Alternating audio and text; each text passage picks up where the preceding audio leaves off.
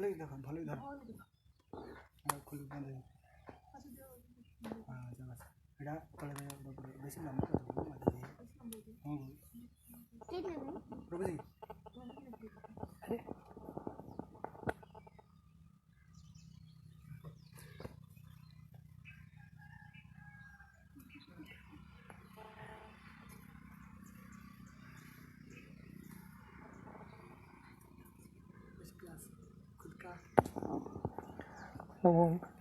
ओम ज्ञानतिमिरन्धस्य ज्ञानाञ्जनशलाकया चक्षुरुन्मिलितं येन तस्मै श्रीगुरवे नमः। श्रीचैतन्यमनोभीष्टं स्थापितं येन भूतले स्वयं रूप कदा मह्यं ददाति स्वपदान्तिकं। वन्देऽहं श्रीगुरो श्रीयुतः पदकमलं श्रीगुरून् वैष्णवांश्च श्रीरूपं साग्रजातां सहगना रघुनाथान्वितं तं सजीवं साद्वैतं सावधूतं परिजनसहितं कृष्णचैतन्यदेवं श्रीराधा कृष्णपादान् सहगना ललिता श्रीविशाखान्वितंश्च। नमो ॐ विष्णुपादाय कृष्णप्रेष्ठाय भूतले श्रीमते भक्तिवेदान्त स्वामिति नामिने। नमस्ते सरस्वती देवे गौरवाणी प्रचारिणे निर्विशेष शून्यवादी पाश्चात्यदेशतारिणे वंचाकल्पतरुभ्यश्च कृपा सिन्धुभ्येव च पतितानां पावनेभ्यो वैष्णवेभ्यो नमो नमः। जय श्री कृष्ण चैतन्य प्रभु नित्यानंद श्री अद्वैत गदाधर श्रीवासादि गौर भक्तवृंद। हरे कृष्णा कृष्णा कृष्णा हरे हरे, हरे राम राम राम हरे हरे। हरे कृष्णा। इसका वॉल्यूम थोड़ा बढ़ा सकते हैं? तो हम कल चर्चा कर रहे थे ये विषय पे कि हमारे ज़िंदगी में महत्वपूर्ण क्या है, what is important for us. एक बार राधानाथ स्वामी महाराज उनके जर्नी होम पुस्तक में एक छोटी से इंसिडेंट के बारे में बताते हैं। वो क्या कर रहे थे, एक महीना पूरा वो यमुना के तट, गंगा के तट पे बैठ के हिमालय के पास एक पत्थर पे बैठ के दिन भर मेडिटेट करते थे और रात को वापस एक गुफा में जाके रुकते थे। तो ये पूरा जो महीना है रोज़ एक गाजर खाते थे, बस उतना ही। पर हर बार जब जाते थे वो देखते थे कि एक दुकान है जहाँ पे मूंगफली बेच रहा है। तो उस समय उनके पास कुछ पैसा नहीं था, तो फाइनली कैसे तो उनको किसी ने 1 रुपये डोनेशन किया था, भिक्षा दिया था। तो वो 1 रुपये से लास्ट दिन जब उनका 1 महीने का व्रत ख़त्म हुआ तो उन्होंने मूंगफली खरीदा, एक पैकेट में भर के उसने दिया। और जब वो अपने गुफा की ओर जा रहे थे, जंगल के रास्ते से जाना पड़ता था, तो थोड़े बंदर आ गए। तो देखा हाथ में मूंगफली है, तो बंदर ने ऐसा छलांग लगाया, हाथ का जो मूंगफली है लेके गए। और महाराज थोड़ा आगे, मतलब पूरा भूखे थे, कुछ खाने वाले थे, थोड़े नीचे गिरे थे मूंगफली, तो वो निकालने के लिए गए और एक बंदर आ गया और वो भी मूंगफली को लेके चला गया। तो महाराज एक सुंदर लेसन बोलते हैं उसमें से कि बहुत बार हम झगड़ा जो करते हैं दुनिया में, किसके लिए करते हैं? छोटे से छोटे चीज़ों के लिए है झगड़ा करते हैं। जैसे ये बंदर मूंगफली के लिए झगड़ा कर रहा है, उसका कितना वैल्यू है, उसका कितना इम्पोर्टेंस है। तो ऐसे छोटे छोटे चीज़ों के लिए हम झगड़ा करते रहते हैं। पर ये चीज़ कुछ शाश्वत नहीं है और सही में हमको कुछ आनंद नहीं देगा। जैसे भगवान राम को जब उनको राजा बनाने वाले थे, तो अगला दिन सुबह वो कैकेयी की वजह से भगवान राम को वन जाना पड़ा। तो भगवान राम ने उसको छोड़ दिया, उसके प्रति उनका पूरा इंटरेस्ट ही नहीं था, क्योंकि भगवान को बताता है कि ये सब पोस्ट पोजीशन में ज़्यादा कुछ फ़र्क नहीं है। और इतना सुंदर होता है कि आगे जाके जब भरत, राम के छोटे भाई, उनको एक्चुअली अवसर मिलता है राजा बनने का, तो भरत भी उसको स्वीकार नहीं करते। और भरत राम से मिलने के लिए जाते हैं और राम और भरत का झगड़ा होता है। किसके लिए? दोनों झगड़ा करते हैं कि तुम राजा बन जाओ, मुझे वो आसन नहीं चाहिए, तुम राजा बन जाओ। तो राम भरत को बोल रहे हैं तुम राजा बन जाओ, और भरत राम को बोल रहे हैं नहीं तुम राजा बन जाओ। तो यहाँ पे भी झगड़ा हो रहा है दो भाई के बीच में। पर ये झगड़े का विषय क्या है? विषय है कि वो दूसरे को सुख देना चाहते हैं, राइट। तो ये झगड़ा आजकल देखने को नहीं मिलता। आजकल देखने को क्या मिलता है? छोटे छोटे चीज़ों के लिए हम झगड़ा करते रहते हैं। तो इसलिए ये सब क्यों होता है? क्योंकि हमारी ज़िंदगी में और कुछ ऊंचा लक्ष्य नहीं होता। जब भगवान राम को बोला गया आपको वन जाना है तो भगवान खुश हो गए, आसक्ति नहीं था वो आसन के प्रति, सिंहासन के प्रति। क्यों? क्योंकि उनको पता था कि वन जाऊंगा तो वहाँ पे मुझे बहुत सारे साधु संत मिलेंगे और वहाँ पे मैं और प्रगति कर सकता हूँ। जैसे वर्णन आता है कि जब कौवा रहता है, जब कौवा गीद वल्चर को अटैक करता है तब क्या होता है? वल्चर वापस कौवे को अटैक नहीं करता। वल्चर जो गीद है, ईगल है, वो क्या करता है? और ऊपर चला जाता है। समझ में आ रहा है? कौवे के साथ झगड़ा नहीं करता। वो चाहिए तो कौवे को मार सकता है, पर वो कौवे के साथ झगड़ा करता नहीं। क्यों? क्योंकि उसको पता है इस पे मुझे समय व्यर्थ नहीं करना है, वो और ऊपर चला जाता है। तो वैसे ही भगवान राम और जितने भी महान संत हैं, छोटे छोटे चीज़ों पे वो फंसते नहीं है। उनका लक्ष्य क्या रहता है? बहुत ऊंचा लक्ष्य रहता है उनका। जैसे कौशल्या, हम सब जानते हैं दशरथ जो है कैकेयी को बहुत प्रेम करते थे। कौशल्या का पूरा उन्होंने दुर्लक्ष्य किया था। पर कौशल्या दशरथ से झगड़ा करने के लिए नहीं गई हो।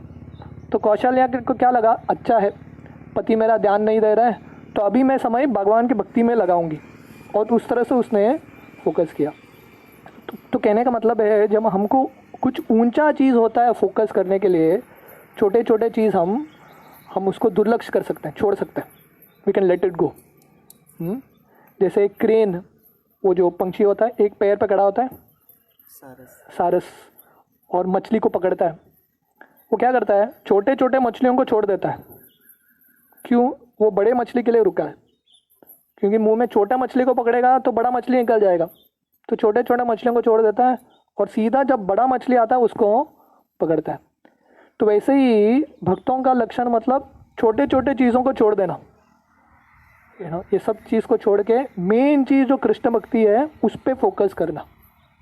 क्योंकि ज़िंदगी बहुत छोटा है, 10 चीज़ पर हम फोकस नहीं कर सकते। तो एक ही चीज़ पर हम अच्छा फोकस करेंगे तो वो हमको अल्टीमेटली मिलेगा, राइट। सो द सिक्स्थ की, तो छठा लक्षण है जप करने के लिए, वो क्या है? निग्लेक्ट द माइंड, मन का दुर्लक्ष्य करना। There is no way around it. If you want to chant good japa, you have to neglect the mind. अगर हमको अच्छा जप करना है तो मन को दुर्लक्ष्य करना पड़ेगा। This is of course not the end of our practice. तो मन को दुर्लक्ष्य करना हमारा लक्ष्य नहीं है। हमारे लक्ष्य क्या है? भगवान की भक्ति करना। पर वो करने के लिए कभी कभी मन को दुर्लक्ष्य करना पड़ता है, राइट। तो जैसे हम ये उदाहरण दे रहे थे, मन जो है अलग अलग एडवर्टाइजमेंट्स देता रहता है, अलग अलग एडवर्टाइजमेंट जोड़ता है। तो मन के हम एडवर्टाइजमेंट में फंस जाएंगे तो हम इधर ही रुक जाएंगे। तो एक बार एक व्यक्ति था जो मृत्यु के बाद उसको चॉइस मिला। यमराज ने पूछा तुमको स्वर्ग जाना है कि नरक जाना है? तो बोला कि पहले दोनों जगह देखा दो, बाद में मैं चूज़ करता हूँ। तो उसको लेके गए नरक में। नरक में क्या देखा? उसने देखा है कि अड्डा है जहाँ पे दारू मिलता है, बहुत सारे स्त्रियाँ नाच रही है, नशा मिलता है, मांस मच्छी मिलता है, सब कुछ मिलता है। और अच्छा लगा उसको नरक। उसको लगा बॉम्बे जैसा ही लाइफ है, राइट। तो आगे गया, उसको स्वर्ग दिखाई दिया। स्वर्ग कैसा था? पूरा शांत एक बगीचा था, उधर पंछियाँ उड़ रही थी, तितलियाँ उड़ रही थी, बहुत सुंदर था। तो बाद में यमराज ने पूछा क्या चाहिए तुमको? वो बोला नरक ठीक है कि ये स्वर्ग ज़्यादा मुझे जमेगा नहीं। बाद में बोला ठीक है नरक चले जाओ। तो थोड़े समय बाद यमराज आए उसका दर्शन देने के लिए। तो क्या हो रहा था, उसका कढ़ाई में, तेल के कढ़ाई में उसको फ्राई किया जा रहा था। तो उसने यमराज को बोला चीटिंग किया आपने मेरे साथ। वो नरक दिखाया जहाँ पे दारू मिलता था, मच्छी मिलता था, इंद्रिय भोग मिलता था, ये तो दिखाए नहीं। तो यमराज बोले वो हमारा एडवर्टाइजमेंट डिपार्टमेंट था, वो हम दिखाते हैं, असली सीन ये है। तो वैसे मन जो है हमको एडवर्टाइजमेंट दिखाता है, और जब जाते हैं असलियत कुछ और ही होता है, राइट। जो बुद्धिमान व्यक्ति है ये मन के एडवर्टाइजमेंट्स को दुर्लक्ष करता है, right. This is not the international society for mind neglect. तो ये अंतर्राष्ट्रीय मन को दुर्लक्ष करने का सोसाइटी नहीं है। जैसे those who practice Vipassana meditation for example try to experience their sense stimulation as separate from the mind's interpretation of those experience. जो स्पेशली विपासना मार्ग करते हैं बुद्धिस्ट जो है, उनका ये लक्ष्य है मन को दुर्लक्ष करना। वो अपना मन को ऑब्जर्व करते रहते हैं। आप बहुत लोगों को आप पास जाएंगे तो सब बहुत सारे लोग मेडिटेशन करते हैं। ऐसे नहीं कि हम थोड़ा बच्चे का ख्याल रखेंगे जिसको लेके जाएंगे या डिस्टर्ब हो रहा है। तो बहुत सारे लोग मेडिटेशन करते हैं। तो मेडिटेशन का, उन लोगों का मेडिटेशन क्या होता है, आँख बंद करके ध्यान करते हैं। किस पे ध्यान करते हैं, अलग अलग जो विचार आता है उसको देखते रहते हैं और उसे निरासक्त होकर उसके साथ आइडेंटिफाई नहीं करते, यही देखते रहते हैं। आपके हमारे उनके मन को ऑब्जर्व करते रहते हैं। वो उनके तरह का एक ध्यान होता है, मेडिटेशन होता है। तो ये जनरली बुद्धिज़्म का मार्ग है। जब वो अपने आप को मन से अलग मान के देखते हैं। पर हमारा वो मार्ग नहीं है। हमारा मार्ग क्या है, हम मन पे, हमारा पूरा फोकस मन पे नहीं है। हमारा पूरा फोकस क्या है, कृष्ण की सेवा करना है। और उसके लिए मन को जितना हमको कंट्रोल में लाना वो करते हैं। पर हमारा गोल नहीं है कि मन को कंट्रोल करके रखना, वो हमारा गोल नहीं है। हमारा गोल क्या है, भगवान की सेवा करना, right. So eradicating their interpretations they believe will remove the essential experience of human suffering. Vipassana adherents and others on similar paths therefore simply observe the mind, slowing it down and ultimately trying to stop it from interacting with sense perception. तो उनका लक्ष्य है क्या, बैठ के मन को देखते रहो। जैसे बुद्धिस्ट लोगों का ये विपासना मार्ग होता है। तो लोग क्या करते हैं, दिन भर बैठ के एक ही जगह पर बैठ के दिन भर एक पॉइंट को देखते रहते हैं। दीवार पे एक पॉइंट है, उसको देखते रहना, या आंख बंद करके मन को ऑब्जर्व करते रहना। इमेजिन करो, मतलब एटलीस्ट हमारा जब तो इतना अच्छा है, सुनने के लिए भगवान का नाम है, कुछ तो है रस। वो मन को ऑब्जर्व करते रहने में कितना रस है, राइट। पर ये क्यों करते हैं, उनको समझ में आता है कि धीरे धीरे मन को स्लो करने से उनको कुछ तो एक साक्षात्कार मिलेगा, right. Observing the mind does quiet it, and when it is quieted, the mind reverts to its natural state in the mode of goodness, unflinched by passion and the plan-making intelligence. तो फिर भी ये विपासना मार्ग जो है सबसे ऊंचा नहीं है, फिर भी उसमें थोड़ा बहुत सत्य है। सत्य क्या है कि अगर हम मन के साथ आइडेंटिफाई नहीं करेंगे, हाँ, और मन को ऑब्जर्व करते रहेंगे तो क्या होगा, धीरे धीरे मन जो है शांत हो जाएगा, सत्वगुण में आएगा। Buddhist are not wrong to think that by slowing the mind they can realise something beyond matter. तो जब बुद्धिस्ट बोलते हैं कि मन को जब धीमी करते हैं, मन का गति स्लो करते हैं, तब हमको कुछ ये जो भौतिक दुनिया से परे कुछ चीज़ का अनुभूति होता है। सबको चाहिए, स्पेशली स्पिरिचुअल लाइफ में जो भी मार्ग में लगे हैं, सब चाहते हैं कि कुछ तो साक्षात्कार मिले, कुछ अनुभूति मिले अलग, राइट। तो वो कब होगा, जब हम मन को धीरे करेंगे।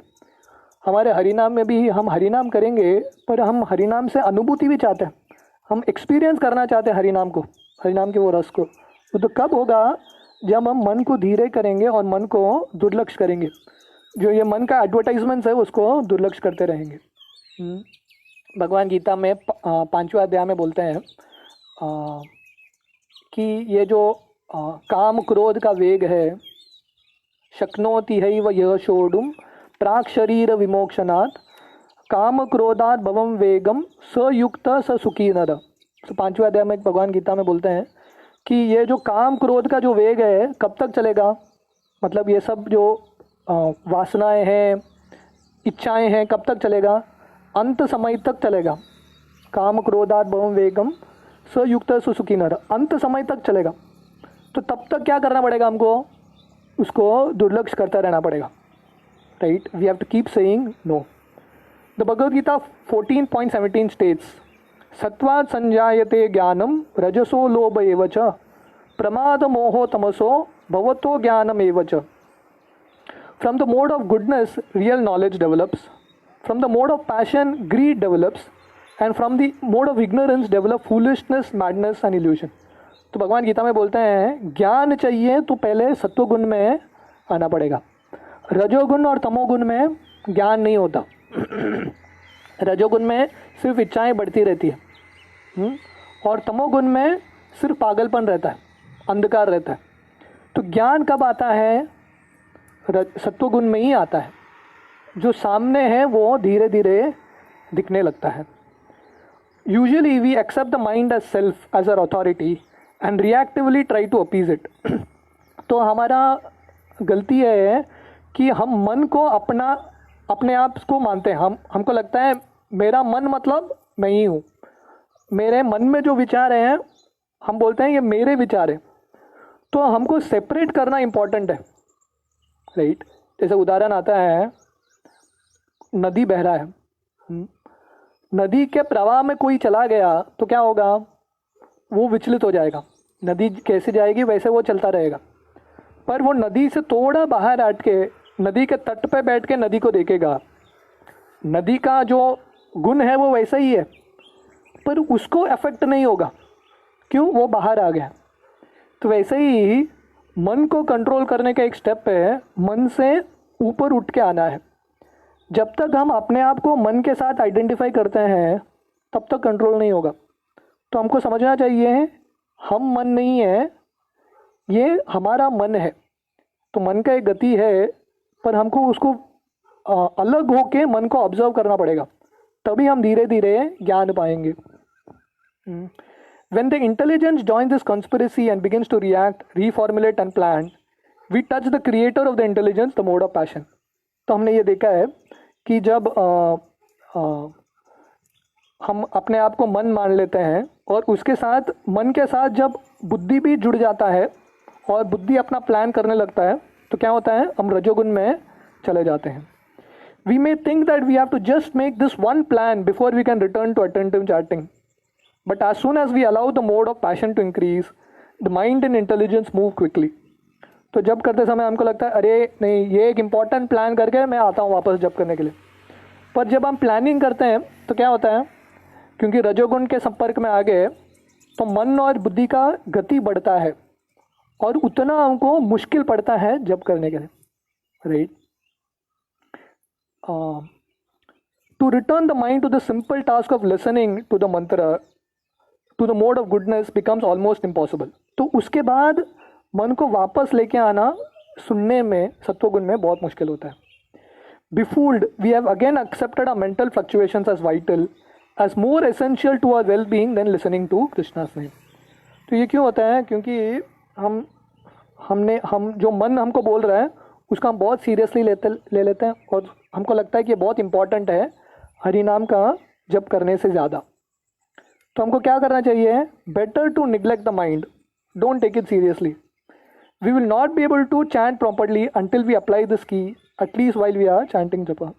तो अगर हमको जप करना अच्छे से तो हमको मन को दुर्लक्ष्य करना पड़ेगा और मन के जो बातें हैं उसको गंभीरता से नहीं लेना है। वो कुछ ना कुछ बोलता रहेगा, हम उसको गंभीरता से नहीं लेना चाहिए। Picture the mind as a projector projecting on smoke. तो ये हमने उदाहरण देखा है कि जब किसी धुआं आता है, स्मोक आता है, उस पर हम किसी लाइट को प्रोजेक्ट करते हैं तो अलग अलग चित्र दिखता है। या कभी आप बादल देखेंगे, मुझे याद है मैं बचपन में, मैं तमिलनाडु का हूँ, तो हर समर समर वेकेशन को हम गोवा से तमिलनाडु जाते थे 1 महीने के लिए। तो हर बार हमारा ट्रैवल प्लान ऐसा था, गोवा से बैंगलोर हम बस में जाते थे, वहाँ से बैंगलोर से चेन्नई ट्रेन में, ऐसा कुछ। तो मुझे अभी भी याद है, मैं जब छोटा बच्चा था, मैं जाता था बस में गोवा टू बैंगलोर, तो मैं बादल को देखता रहता था और मुझे हमेशा कुछ ना कुछ चित्र दिखता था बादल में। कभी चेहरा दिखता था, कभी ये दिखता था, कभी वो दिखता था, और ये देखते देखते मैं जाता था। तो ये बादल में अलग अलग शेप आता है, कभी ये दिखता है, कभी वो दिखता है। उसका कुछ अस्तित्व है क्या? एक्चुअली कुछ अस्तित्व नहीं है। जैसे धुएं में कुछ लाइट डालेंगे तो अलग अलग कुछ ना कुछ दिखता है, पर इसका कुछ अस्तित्व है क्या? कुछ अस्तित्व नहीं है, राइट। तो हम ये देखेंगे तो हम क्या दिखेगा? बादल में देखेंगे या धुएं में हम देखेंगे लाइट डाल के, perhaps we will make out a form of a tiger or a train racing toward a car or someone of the opposite sex. तो शायद हमको एक शेर दिखाई देगा, एक ट्रेन दिखाई देगा, एक सुंदर स्त्री दिखाई देगी, पर इसका कुछ मतलब होता है क्या? जैसे भागवत में वर्णन आता है, ब्रह्मा जी जब क्रिएशन करते हैं ना, तो तीसरे कैंटो में वर्णन आता है कि ब्रह्मा जी ट्वाइलाइट को बनाता है। ट्वाइलाइट मतलब जो सूर्यास्त का समय होता है, जब दिन खत्म हो रहा है और रात शुरू हो रहा है, तो ट्वाइलाइट बनाते हैं। और ट्वाइलाइट थोड़ा रोमांटिक पीरियड है, नहीं, इट्स वेरी अच्छा लगता है। तो वो ट्वाइलाइट को देख के जो असुर थे, भागवतम वर्णन आता है, उनको ट्वाइलाइट दिख रहा है, पर उसमें उनको एक बहुत सुंदर स्त्री दिख रही है नहीं स्त्री उधर, पर इनको दिख रही है उधर, और ये लोग उसके पीछे पागल होके भाग रहे हैं, पर क्या है उधर? कुछ नहीं है। तो वैसे ही हमारा मन अलग अलग चित्र बनाता है, बहुत असली लगता है, पर इसमें कुछ होता नहीं है, दम कुछ होता नहीं है। But smoke has no substance. ये धुएं का कुछ सब्सटेंस है क्या? कुछ मतलब है क्या? धुआं ही होता है। आप बोलेंगे धुएं में बहुत सुंदर एक रूप आ गया, मतलब क्या हुआ? उसका कुछ अस्तित्व है ही नहीं। Similarly none of mind's imaginary, no matter how intense the mind presents it, has substance. तो मन में जितना भी बहुत तीव्रता से मन अपना प्रोजेक्शन करेगा और बहुत असली दिखेगा, पर एक्चुअली उसका असलियत होता नहीं है। और स्पेशली जब हम हरिनाम करेंगे और ज़ोर से, स्पेशली जब मन में ये अलग अलग विचार आते हैं, हम थोड़ा ज़ोर से हरिनाम बोलेंगे तो ये सब विचार उड़ जाते हैं, क्योंकि हरिनाम के प्रभाव से ये सब टूट जाता है। Again pull the tricky mind back to assigning it the simplest task, chant one mahamantra and listen to it. तो हमको बार बार मन को वापस लेके हरिनाम सुनने में लगाना चाहिए। If you make the task complicated, if you try to chant all our rounds at once, then we'll be forced to plan how to accomplish it.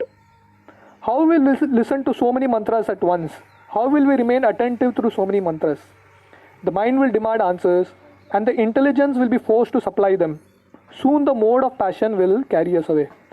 तो अगर हम ये टास्क जो महामंत्र, एक मंत्र सुनना है, उसको और कॉम्प्लिकेटेड बनाएंगे, मुझे 16 माला ध्यान से सुनना है, तब क्या होगा? बुद्धि भी साथ में आ जाएगा, क्योंकि जब आप प्रश्न पूछेंगे तो उत्तर भी देना पड़ेगा। तो हम अपने आप को जब प्रश्न पूछेंगे, अरे मुझे 16 माला ध्यान से करना है, कैसे करूं? तो बुद्धि उत्तर देता रहेगा, राइट। तो ये क्वेश्चन आंसर चलता रहेगा मन बुद्धि में, तो हमारा जप नहीं होगा, राइट। और इस तरह से रजोगुण हमको लेके जाएगा। तो इसलिए बार बार हमको वापस हरिनाम सुनने में लेके आना चाहिए, और इससे नेचुरली हम सत्वगुण में आ जाएंगे। The mind is not to be trusted. Maharaj Parikshit आज सुखदेव गोस्वामी ने इंपॉर्टेंट क्वेश्चन। तो परीक्षित महाराज भागवतम में सुखदेव गोस्वामी को प्रश्न पूछते हैं, बहुत सारे प्रश्न पूछते हैं, क्योंकि उनका जिज्ञासा है, समझना चाहते हैं। Why didn't Rishabh Dev use his mystic powers even for the good of others? After all Rishabh Dev is the supreme person of godhead.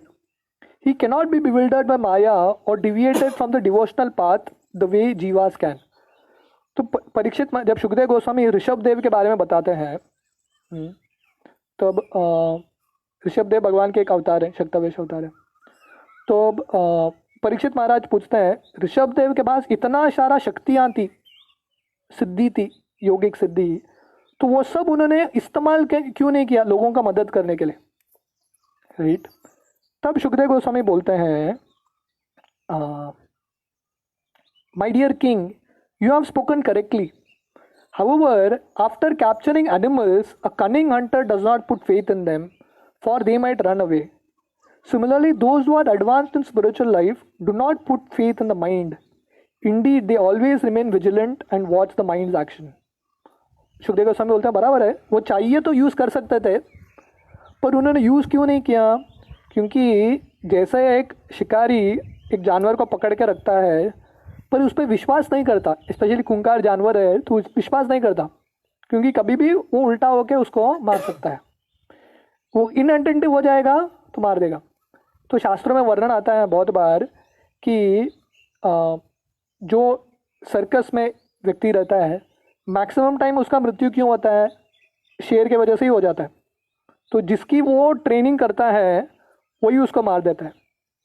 बहुत सारे तांत्रिक रहते हैं जो अलग अलग गोस्ट स्पिरिट्स, अलग अलग आत्माओं को लेके आके अपना काम करवा के लेते हैं. बहुत सारे लोग ये आत्माओं की वजह से ही मर जाते हैं. तो वैसे ही भागवत में वर्णन आता है कि हम सब, हमारा जो मन है एक खूंखार जानवर और ये एक ईवल स्पिरिट्स की तरह है. हम इस पे बहुत विश्वास करेंगे और आंख बंद करके रखेंगे तो कब हमको मार देगा हमको समझ भी नहीं आएगा. इसलिए हमारे पास सिद्धि भी है कुछ करने का, बहुत इंटेलिजेंटली यूज़ करना चाहिए. वो हमारे विपरीत कैसे होगा हमको समझ में नहीं आएगा. इसलिए भक्ति सिद्धांत सरस्वती श्रील प्रभुपाद के जो गुरु थे, भक्ति सिद्धांत, उनको नाम ये क्यों मिला भक्ति सिद्धांत? क्योंकि जब वो छोटे थे ना तो उन्होंने इतने बड़े स्कॉलर थे, वो इतने बड़े स्कॉलर थे कि उन्होंने छोटे जब बच्चे थे उन्होंने एक पुस्तक लिखा एस्ट्रोलॉजी के ऊपर. तो पुस्तक का नाम था सूर्य सिद्धांत. पूरा एक प्रोसेस थियरी बताया कि कैसे टाइम का कैलकुलेशन अलग अलग होता है. तो अभी भी बहुत सारे एस्ट्रोलॉजर्स वो पुस्तक को रिफ़र करते हैं. पर भक्ति सिद्धांत सरस्वती आगे जाके एस्ट्रोलॉजी प्रैक्टिस छोड़ दिया उन्होंने. बहुत बड़े स्कॉलर थे, छोड़ दिया. इनफैक्ट उन्होंने एजुकेशन भी डिग्री प्राप्त नहीं किया. बहुत पढ़े लिखे एजुकेशन कर सकते थे पर बीच में उन्होंने छोड़ दिया एजुकेशन. क्यों? उनको लगा कि मैं ये एस्ट्रोलॉजी प्राप्त कर लूँगा डिग्री, यही मुझे कब भक्ति से बाहर लेकर जाएगा मुझे समझ में नहीं आएगा. तो उन्होंने ज़्यादा विश्वास नहीं किया उस पर. नहीं चाहिए, थोड़ा सेफ रहना ही अच्छा है. तो कहने का मतलब है कि बेटर टू प्ले सेफ. क्योंकि हम बहुत सारे जो भौतिक संसार है उसके पास बहुत ज़्यादा जाएंगे और हमको लगेगा मुझे कुछ होगा नहीं. श्रील प्रभुपाद हमेशा बोलते थे, I have only one complain with devotees of ISKCON. मेरा एक ही कंप्लेन है इस्कॉन डिवोटीज के प्रति. वो क्या है? They are not sufficiently afraid of maya. मेरा एक ही प्रॉब्लम है, मुझे ऐसा लग रहा है कि इस्कॉन में होगा. वो क्या है? मेरे भक्तों को माया का डर नहीं है. ये माया का डर होना ही चाहिए, क्योंकि अगर हमको लगेगा मुझे कुछ नहीं होगा तो प्रॉब्लम है. जैसे अभी कोरोना वायरस चल रहा है, तो कोरोना वायरस से बचने के लिए सबसे इम्पोर्टेंट क्या है? थोड़ा बहुत तो फियर होना चाहिए. हेल्थी फियर बोलते हैं इसको, राइट? कि तब वो हेल्थी फियर रहेगा तो हम केयरफुल रहेंगे, प्रिकॉशन लेके बाहर जाएंगे. नहीं तो क्या होगा? हमको लगेगा मुझे कुछ नहीं होगा, बाहर जाएंगे तो प्रॉब्लम हो जाएगा, right? So that healthy fear is important. तो इसलिए सुखदेव गोस्वामी बोलते हैं कि जो मन है उस पर कभी विश्वास नहीं करना चाहिए. मन कब धोखा देगा समझ में नहीं आएगा. जैसे भागवतम में भरत महाराज, ऋषभदेव, अभी यहाँ पे ऋषभदेव का उदाहरण आ रहा है. ऋषभदेव के 100 पुत्र थे. तो ऋषभदेव के सबसे प्रमुख पुत्र थे भरत महाराज, जिनके नाम से ये पूरे इंडिया और पूरे दुनिया को भारतवर्ष करके बोला जाता है. तो भरत महाराज जो थे वो बहुत बड़े भक्त थे, पर उनको एक आसक्ति हो गया छोटे से हिरन से उनकी आसक्ति हो गई. अरे, और देखते देखते वो हिरन, एक्चुअली क्या था, वो हिरन छोटा बच्चा था, उसकी माँ नहीं थी, वो हिरन की रक्षा करने के लिए गए. पर देखते देखते उनका आसक्ति कृष्ण से हिरन के प्रति हो गया, from Krishna consciousness to deer consciousness, हिरन के बारे में ही सोचने लगे और उनका भक्ति से पतन हो गया। तो कैसे गए थे मदद करने के लिए, पर क्या हो गया, फंस गए। तो कहने का मतलब है कि प्रभुपाद बहुत बार बोलते थे, we are walking on a razor's edge, सूरी जो तलवार की दाग पे हम चल रहे हैं, एज पे, राइट। तो कभी भी कुछ भी एक्सीडेंट हो सकता है, इसलिए केयरफुल रहना इम्पॉर्टेंट है, right. It is dangerous to let the mind run wild, all the learned scholars agree. तो मन को खुला छोड़ देना सबसे बड़ा प्रॉब्लम है। खुला छोड़ देंगे तो मन क्या करेगा हमको समझ में नहीं आएगा। जैसे एक बंदर होता है, मन एक बंदर की तरह है। आप बंदर के हाथ में आप चाकू दे दोगे तो क्या होगा, क्या करेगा पता नहीं, राइट। चाकू आप जब सो रहे हैं आपके पेट में घुसा देगा वो, राइट। आप सो गए, उसके हाथ में चाकू देख के तो क्या होगा, क्या करेगा पता नहीं, क्योंकि बंदर है, बंदर का मन आज इधर है आज उधर हो जाएगा, राइट। तो मन ऐसा है, बंदर की तरह है, हम उस पर पूरा भरोसा करेंगे कब वो उल्टा फायर करेगा समझ में नहीं आएगा। The mind is by nature restless and we should not make friends with it. तो मन बहुत चंचल है, इसको हमको हमारा दोस्त बनाना नहीं है, right. If you place our full trust in the mind it can cheat us at any moment. तो कभी भी हमको धोखा दे देगा।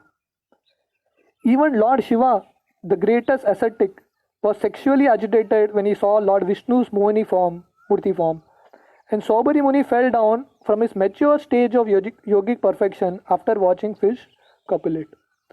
तो शिवजी भी मोहिनी मूर्ति के जब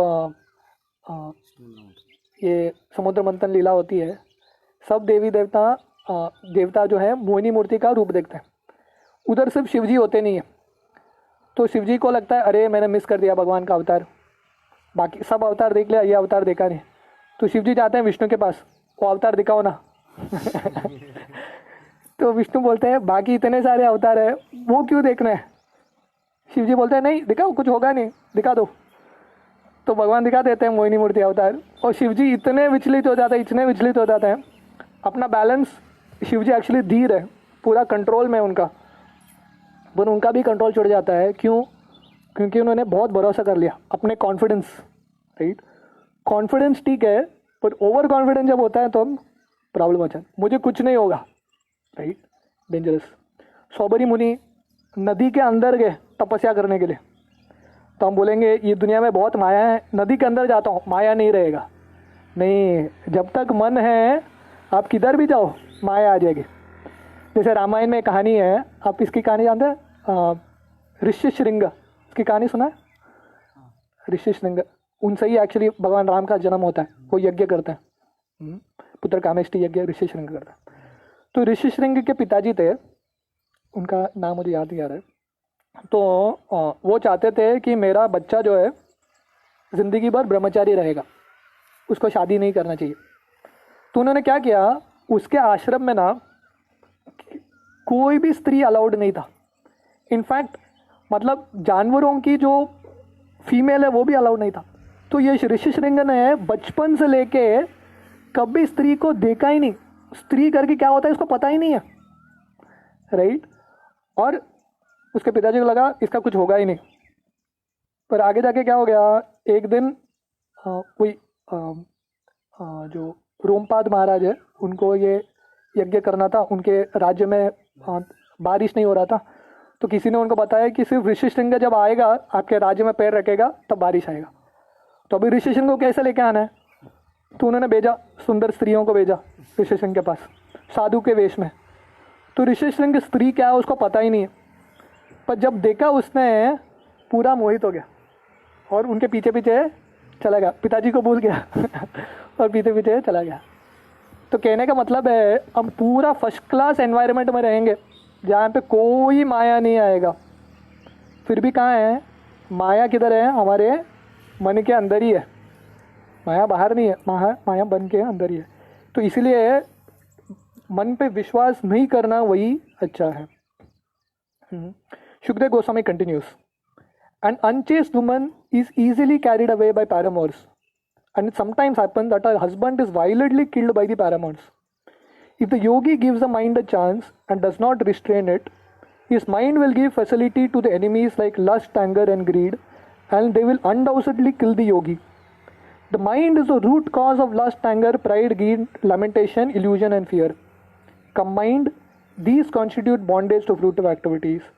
What learned man would put faith in the mind?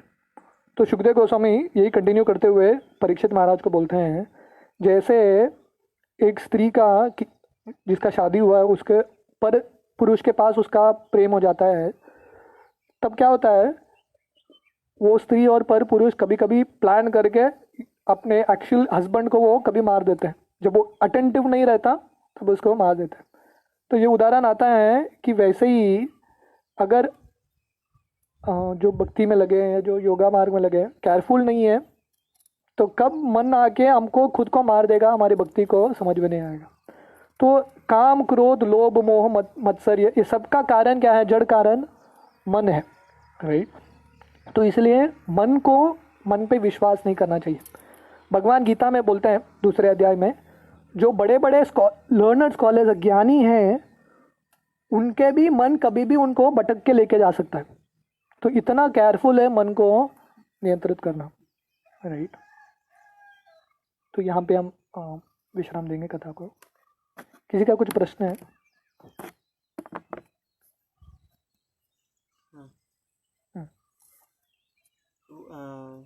जो भरत थे जिनके नाम पे भारतवर्ष नाम पड़ा, वो तो दुष्यंत और शकुंतला.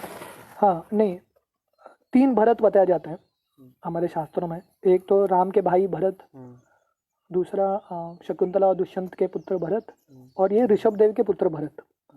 पर भारतवर्ष ऋषभदेव के पुत्र भरत से आता है.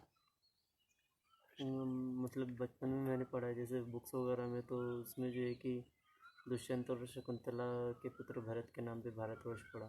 नहीं, हमने तो इतना सुना है कि भरत महाराज से भारतवर्ष आया.